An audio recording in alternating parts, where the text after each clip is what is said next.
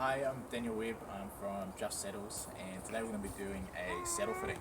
We've got here JSL Capitano. He is a 7-year-old thoroughbred.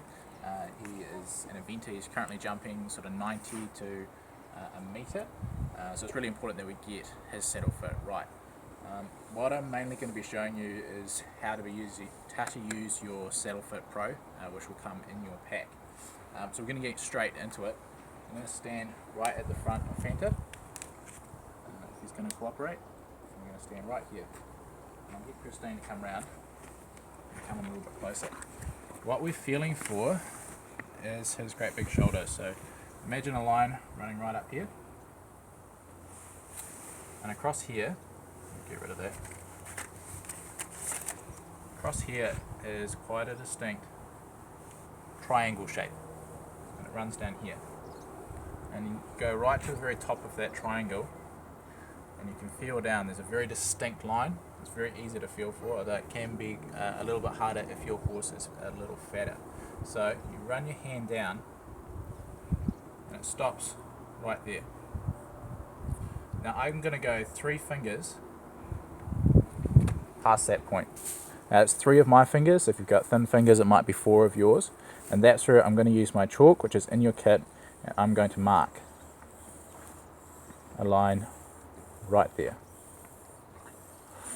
Now that line there is exactly where you want to position your saddle fitting tool.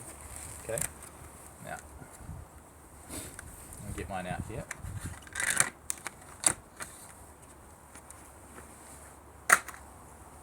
So these saddle fitting tools, they have a lead filling, so they can conform to any shape.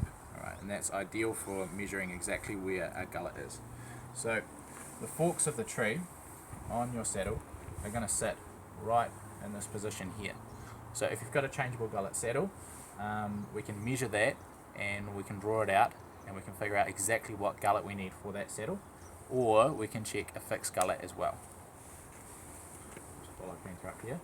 So I've been to about in the middle, place that over the top. You can see I go bang on that chalk line that we've made. And then press quite firmly, and remember you want it to be skin to skin contact. You don't want it just touching the outside. It needs to be fairly firmly pressed so you get a good tracing. And I do that on both sides and reach across. On a really tall horse, sometimes you have to walk around the other side. Just make sure that it's nice and even. And that there is Fanta's exact gullet. So in the ideal world, the forks of the tree will be exactly this width. And if you imagine you have your padding on your saddle on the inside, that's what lifts it up. And that's what stops the forks digging in. If you have a saddle that has too narrow a gullet, what happens is it may be like this. I'm just going to exaggerate this a little bit so I illustrate it a little bit better. Is that the forks of the tree then dig in at this point, and that's when you can get a saw back. On the other side, if you've got a saddle that's too wide, it presses. You see there I've got a big gap there as if it's too wide. It presses right down on the wither, and then you get a horse with a saw wither right up the top here. But I can press around here and I can see that Fanta isn't very sore. He doesn't mind me doing that.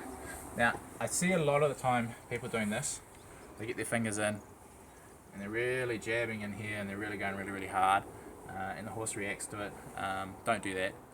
If you imagine that I did that to your back and I pressed really hard, you'd probably react to it too. So you really only want to be doing pressing nice and even across his back.